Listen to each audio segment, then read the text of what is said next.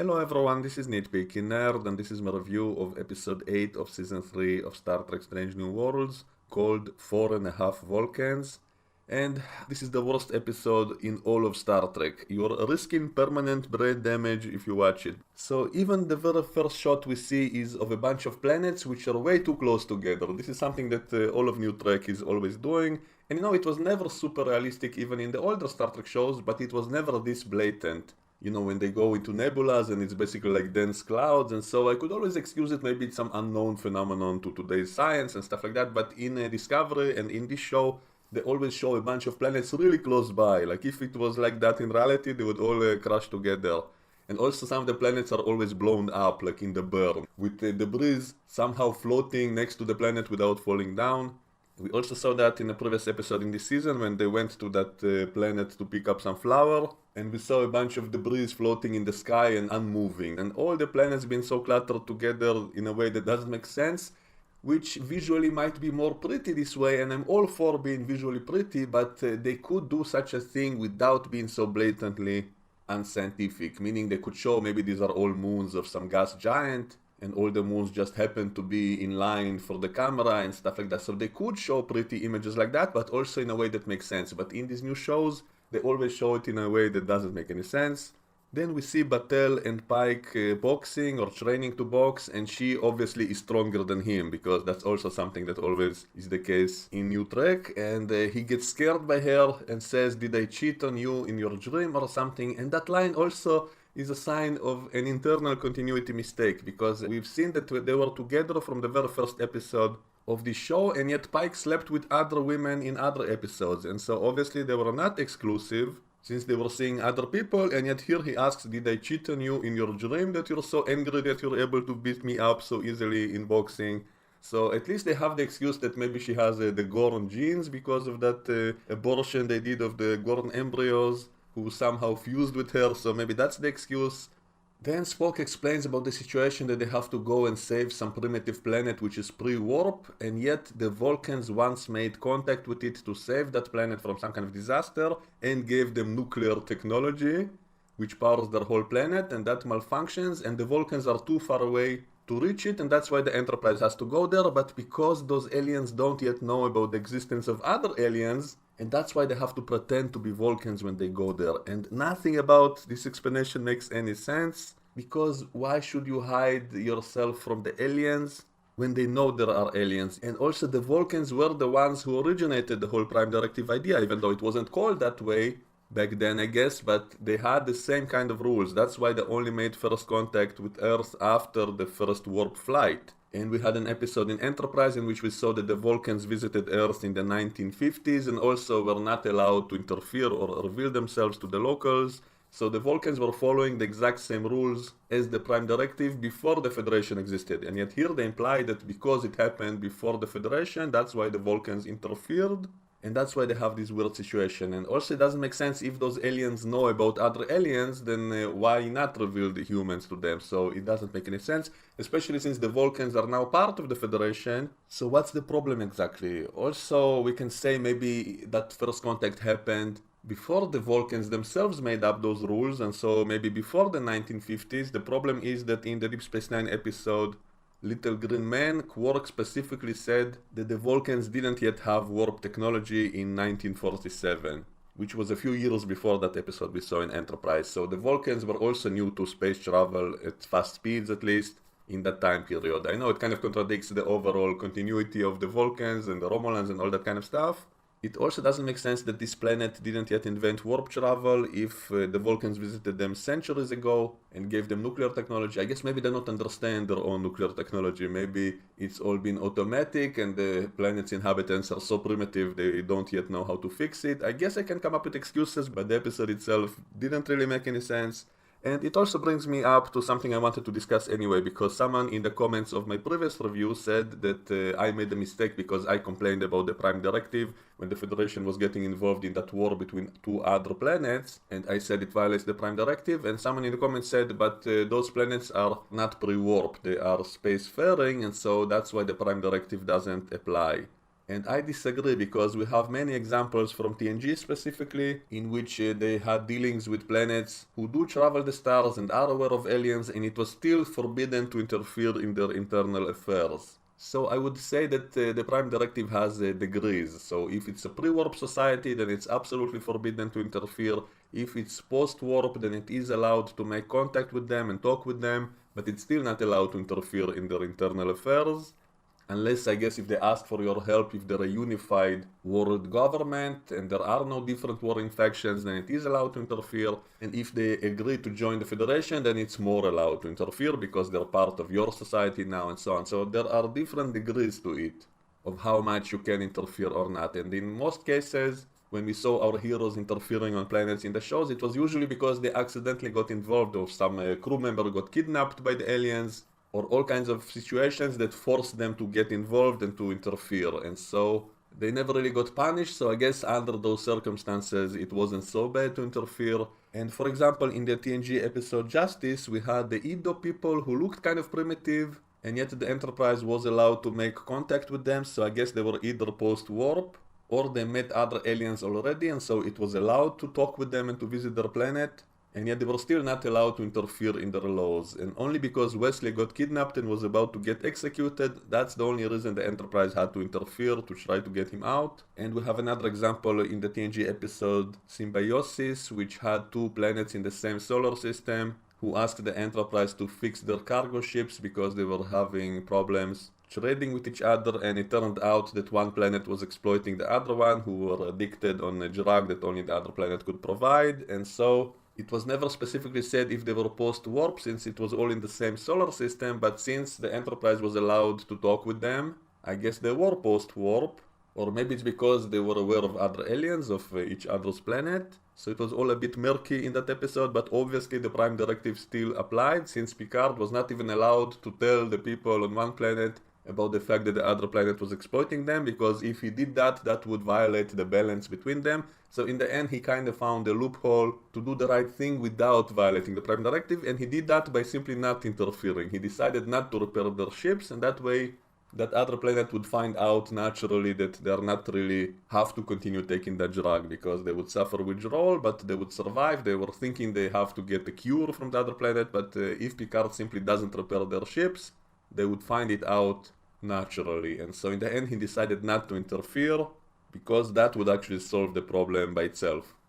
Another example was from the TNG episode Angel 1, when they visited some planet which they said is like in the 20th century, so it's not directly stated they don't have warp travel, but since they are able to contact them, I guess they do have warp technology, and yet they were still not allowed to interfere in their internal affairs, and they only got involved because some people from the Federation crash landed there, and that's the only reason they're trying to interfere there, to get them out. So in all those cases in TNG, when they apparently make contact with people who seem to be primitive, seem to be pre-warp, and so why are they even allowed to talk with them? So one of my excuses was that maybe in those cases that planet already made contact with other aliens and was aware of other aliens, and that's why it's okay for Starfleet to contact them even though they're pre-warp. And yet in this new episode, it completely destroys that idea and that excuse, because they specifically said that even though this planet was aware of the Vulcans, it's still not allowed to talk with them, since they don't know there are other aliens. So did the Vulcans lie to them and tell them they're the only other species in the galaxy? And so what exactly is the problem of talking with that planet directly if they're already aware of other aliens, especially since the Vulcans and the humans are part of the same federation of planets? And so why not talk with them directly? So the whole setup of this episode doesn't make any sense, so they have to pretend to be Vulcans to go to that planet to save it. They also say that planet has really advanced medical scanners, and so they'll be able to know they're not really Vulcans if they don't become Vulcans. So if they simply put makeup on themselves, that's not enough. They have to become Vulcans to pass that test. And how would that planet even know the difference if they didn't meet any other aliens? So let's say they scan them and say, oh, you're slightly different than our previous records. Just say you're a different race of Vulcans. Say you're from the north of Vulcan or something. Make up some excuse. No, they have to physically, biologically change themselves into full Vulcans, otherwise those aliens will know they're tricking them or something. And all of it is obviously just an excuse for this episode setup, that they have to become Vulcans biologically. And so they use the same serum that turned Spock into a human in an older episode, and that episode was also ridiculous because once Spock became human, he suddenly forgot all about the Vulcan teachings and started behaving like an idiot teenager and started eating meat, which is against his ideology and all of it. So maybe we can say that serum kind of erased some of his memories so we can come up with excuses, but here it's way more ridiculous because here they give them all a serum which turns them biologically into Vulcans, which also somehow changes their hairstyle. But the most ridiculous part is that they all start behaving like Vulcans. So did the serum also give them Vulcan memories? And so nothing about it makes any sense. And there was an easy way to avoid this logical problem. Simply say that they're pretending to behave like Vulcans, that they're doing like a parody of Spock, that they're kind of breaking his balls by deliberately behaving like other Vulcans in kind of exaggerated way for fun. So that would actually be funny. Just like in that episode of Deep Space Nine when Sisko and his team pretended to be Klingons because they had to go to some undercover mission to the Klingon planet, and Worf was teaching them how to talk and behave like Klingons, and so that was kind of funny. So they should have done something like that, have them pretend to be Vulcans and do like a parody of Vulcans from their perspective and make it kind of exaggerated and so on. So that would actually be funny. But that's not what they show us. They show us that they are actually mentally behaving like Vulcans, and so they all now talk robotically and say things like fascinating all the time. And that's exactly the problem I mentioned previously of how they write Spock in this show, that the writers think being Vulcan is just that, just to talk robotically and use scientific words and say fascinating all the time, and that's it, you're a Vulcan. So that's how they show these guys as Vulcans. So I get it that it's supposed to be funny, but it's so illogical that it's just annoying, and they all became racist towards Spock. They do not acknowledge Spock as a full Vulcan, and that's why the episode is called 4.5 Vulcans. Because they needed 5 people to go down to that planet, which by the way we never even get to see that planet, and the serum didn't work on Pelia, so why didn't they get Scotty to turn him into a Vulcan? So instead Spock says, I will take her part of the mission and I will go with them. But wait a second, you're half human, so wouldn't the advanced medical scanners of that planet detect that? So you're risking the whole mission simply because you cannot take 2 more minutes to get Scotty or someone else to turn them into a Vulcan? So why do you have to even go to the mission if you're not full Vulcans? So the whole setup is just so that they can make that joke that they're now 4.5 Vulcans. So Pike says in the transporter room, 4.5 Vulcans to beam down. So all of them constantly have to remind Spock that he's not fully Vulcan. So it's just like all the other Vulcans, and so it's all genetic. It's all they cannot control it. They have to behave like that because that's the way Vulcans behave. So nothing about it makes any sense. And if they were deliberately doing that as a joke in a humoristic way to kind of break Spock's balls a little bit, then that would be funny. But that's not what they show us. They show us that they literally cannot help themselves from behaving that way. And then we have the opening sequence of the episode, and it was a little bit funny that Pike's usual monologue is now done in a new way of how he speaks in this episode, kind of in a robotic way. Another small change in the opening sequence is that we see that Mothra space creature from the previous episode, we see it in the opening. So wait, did it survive its suicide into the star in the previous episode? Since now we see it flying behind the Enterprise in the opening sequence, so I guess it survived, and so that was also kind of silly. So anyway, they dress up as Vulcans, carrying swords for some reason, and they go down to that planet, and we never even see what's happening there, and they fix the situation immediately in a few seconds and beam back. So that's the joke, that the Vulcans are so much smarter and more efficient than humans that they fix the situation in a second and they all beamed back. But then the serum doesn't work on them again, and they are stuck as Vulcans. And yet the doctor clears them for duty, and so they all return to their normal roles, and yet they don't get back into their Starfleet uniforms. They keep being dressed as Vulcans for the rest of the episode, which also doesn't make any sense. You know, Pike is giving orders as a captain, and yet he's not even dressed in a uniform, so maybe someone should have said to him, no uniform, no orders, just like that line in Insurrection. And then Pike makes a whole bunch of stupid changes, like forcing everyone to work 40 shifts a day, and so they only get to sleep for 40 minutes at a time. How exactly is that more efficient? Also, shouldn't there be like regulations of how many hours people should be allowed to sleep unless it's an emergency? And so should he be allowed to do changes like that even if he's still the captain? Also, they removed all the chairs because they say chairs are inefficient. And aren't they confused with Jem'Hadar? I remember on Deep Space Nine, Jem'Hadar never sat on chairs. They were always standing, always at attention. And yet we always saw that Vulcans do sit on chairs. They're not always standing all the time, so that also didn't make any sense. And they do have the memory of them as humans, right? So why did their behavior change so drastically? Does the serum force them to behave differently and to talk differently? And even Vulcans we saw in all the shows never talked so robotically like these guys are. And then Uhura is even able to do a mind meld on Ortega's brother and makes him also behave like a Vulcan. And so, in a previous episode, we saw that Uhura is a better telepath than Spock because Spock was unable to contact that Mostra creature, and yet Uhura was able to somehow. So, Uhura is a better telepath than Spock. And here she's able to do mind melds and turn other people to behave like Vulcans as well. Another ridiculous part of the episode that once again Kirk comes by to visit because his ship, the Farragut, is somehow always nearby. He somehow just happens to be next to the Enterprise. So is he stalking them? Is he flying right behind them? Because every 2 episodes he drops by for a visit because he happens to be in the neighborhood. Didn't they just say this is a distant planet that the Vulcans couldn't reach? And the last time we saw the Farragut was in Starbase 1 being repaired, and so he says in this episode that his ship is still being repaired and is missing a nacelle, and yet they said that it's a very distant planet that the Vulcans cannot reach in time. And so how the hell can Kirk just drops by to a visit when his ship is still under repair and it was next to Earth in the last time we saw it? And so nothing about it makes any sense, as usual. And so it's getting ridiculous how he drops by for a visit every 2 episodes. Then we see the Vulcan Pike in his kitchen and he cleans the kitchen obsessively. Didn't they have those cleaning droids even in Discovery when Discovery was still in the past? They had those flying drones that clean everything. So why do they have to manually clean the kitchen, clean the dishes? Don't they have a dishwasher like we have today? So they have less advanced technology than we have today? And Pike says that he tries to get rid of the human smell in his quarters. And at least it fits continuity because that's something that was said in Enterprise, that Vulcans hate the way humans smell like.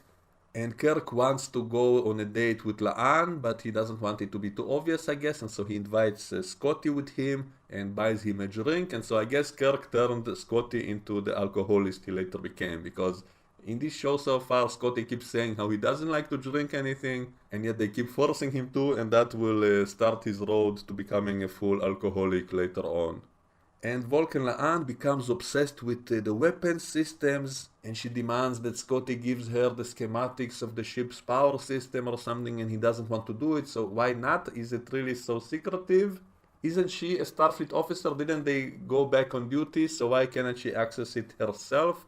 And why does he not want to give it to her, even though she outranks him? So what's the problem exactly? And later she takes that pad with her and steals it from him, and then he has to chase it down, and he's worried what will happen if people find out he gave it to her. What exactly is the problem? She's back on duty, right? They said that they're all back on duty. She's his superior officer, and she simply wanted to see some schematics of the ship, so why is he so worried about it? So she became kind of more aggressive and manipulative, and kind of behaving like a Romulan. And when Vulcan Pike meets her, he says she reminds him of something that he must not discuss from the Vulcan past. And then she says she also is aware of something about Vulcan past she cannot discuss. And then they decide to simultaneously say that to each other, that it's about the Romulans. Which in this time period, people are not yet aware that Romulans are an offshoot of the Vulcan species. And Pike knows about it from that episode with the time travel, and La'an knows about it because she met that Romulan in the past. So they're both aware that Romulans are basically Vulcans, and it's all classified, and yet they reveal it to each other for no real reason. And then they never really elaborate on that, so what was even the point of that scene, I don't know. And later on, Spock says that the reason she's behaving this way is because of her augmented genes, because she's a relative of Khan Noonien Singh, that's why she's so aggressive. So wait a second, didn't they say in the previous seasons of this show, your destiny is your own, just because you have some augmented genes doesn't mean you have to become like them, and yet this episode proved the opposite. So this episode proved that she does easily become like that with a small push, and so it kind of destroys everything they've been saying in the previous seasons about her. So she is dangerous, she is aggressive, she is manipulative.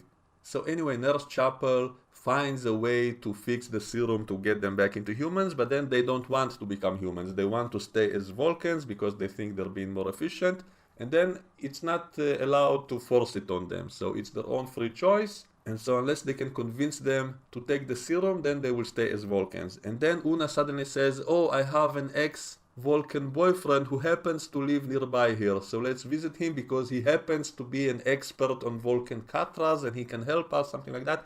And I say, wait, didn't you just say in the beginning of the episode that there are no Vulcans nearby? That's why you had to become Vulcans to go to that planet, because there were no Vulcans nearby. But suddenly there are. Suddenly there's a planet nearby where Una has her ex-boyfriend who is a Vulcan, and he just happens to be an expert on Vulcan Katras, which is just what they need for the situation. And his name is Doug, because he says his parents were fans of humans and they like human names, and so his sister's name is Suzanne and his cousin's name is Pete, and that's it. And that's supposed to be funny. And that kind of reminds me of a joke which was funny in the Orville when they had to pretend to be Krill to infiltrate a Krill ship for an undercover mission. And they didn't think of Krill names beforehand, and so when they were asked for their names, they had to make up names quickly, and so they just gave themselves normal human names. And that was funny because of the situation, because they were in mortal danger in such a risky mission that if they're detected, they'll get executed. And yet they were so stupid they didn't think of names beforehand, and so they just came up with random human names on the spot, which don't sound like real names, and then the other crew just accepted it. And so it was funny because of the situation, because of the context. And so I guess they're trying to do a joke like that here, and yet here it's not even funny, because there is no danger, there is no real problem with this whole idea that, oh, some Vulcans might like humans and might like human names, because I guess it makes sense if they're part of the Federation. Maybe they've worked closely with other humans, and so there's nothing really so outrageous about it to be funny. And then Una pretends that Spock is her husband.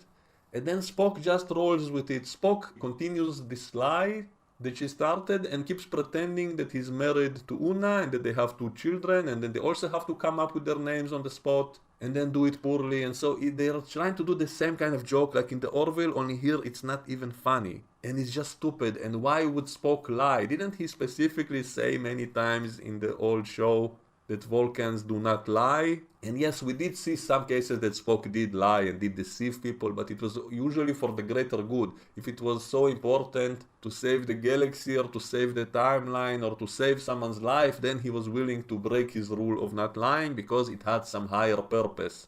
And yet here, what is the purpose? So he's willing to abandon his traditions and his values just because Una felt uncomfortable, and so he agrees to lie for her that he's her husband. And it's not as if the writers didn't know about all of it, because later in the episode they did say that that other Vulcan guy says that, oh, because I'm fully Vulcan, then I really cannot lie, but you can. Oh, how amazing it is that you can lie like a human. So once again, they attribute behavior to genetics, which is, again, the fundamental mistake of this episode. They think that biology determines their behavior and not their culture and their ideology and the way they were trained and so on. So they keep saying that it's biological. That guy says, I'm fully Vulcan, and so I really am incapable of lying. But you Spock are a half human, and that's how you can lie. Then we see a scene of that Vulcan judge, the head of Starfleet Judicial Department, having dinner with Pike, and we've seen him previously in that trial episode, and he was a really big a-hole. And Batel wants to go back to work for him for some reason, and so that's why she invited him, and Pike makes dinner, telling that guy, actually you shouldn't hire her, because she's medically unstable, she has medical problems. He basically reveals her medical records against her wishes, which is another big violation. And then she gets pissed off and kicks them both out. So she kicks Pike out of his own quarters. And later in the episode he says he's worried that she also changed the locks on his quarters. And so, are they married? Is she the owner of his quarters as if it's their shared house? How exactly can she kick him out of his own quarters when he's the captain of the ship? So much silly stuff here. And we also have a scene of La'an punching Kirk out because he was trying to stop her from taking over the galaxy. And she just punched him and knocked him out. And that's a scene that also happened a bunch of times previously. We saw Uhura punching Kirk out. So this becomes a pattern, which is getting ridiculous. Then Scotty tricks La'an into pressing some button which he rigged to electrify her, and that's how she loses consciousness. And apparently they're still not allowed to give her the serum without her consent, because Spock has to mind meld with her and go into her mind to convince her to agree to come back to being human. And they say that he is able to do that thanks to Doug, who guided him on the issues of Vulcan Katras or something, and that's how Spock is able to mind meld. But we've seen him mind meld with others in the past. So why exactly did he need the help of Doug to be able to do any of it? Doesn't make any sense. Somehow, because he was an expert on Katras, he was able to convince the others to become human again, because they don't really have the Vulcan Katra. I guess they don't even show that. They just casually mention it. Oh, Doug's help was so useful in convincing them to turn back into a human. And even though La'an committed mutiny and tried to start a war in the galaxy and all of it, they still cannot just give her the serum. They have to get her consent. And so Spock has to get into her mind. And then we see her as a human sitting in some room, which kind of looks like cetacean ops. We see dolphins and stuff. So then they start fighting each other, and the fight suddenly turns into a dance. And that's how she's able to come back to her senses and agrees to become a human again. And then they all wake up as humans. Why was it necessary to have this whole dance inside her brain? To do that, couldn't they just give her the serum and that's it? So she had to consent to it for some reason. Later we see Nurse Chapel making Vulcan plumix soup, and she gives it to her boyfriend, who pretends to like it, I guess, since when Spock tastes it, he honestly tells her that it sucks, that she's terrible at making this soup.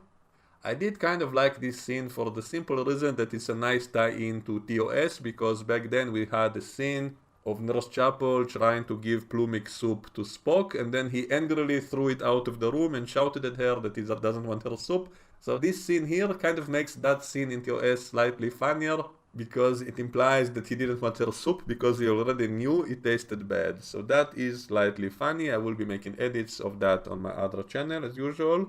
And we have a scene of Spock teaching Doug all kinds of human stuff, like high-fiving each other and stuff like that.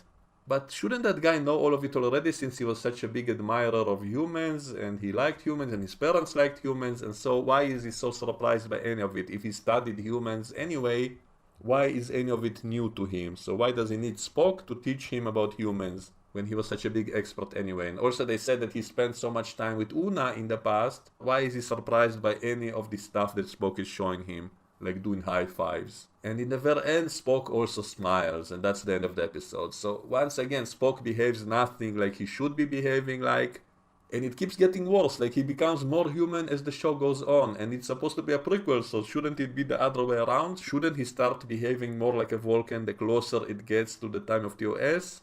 So nothing about any of this makes any sense, and that's why this episode was so annoying. If it was at least funny, then maybe I could forgive the fact that it doesn't make any sense, because it was all worth it. It was for the sake of something really funny, but it wasn't funny either. It was just bad.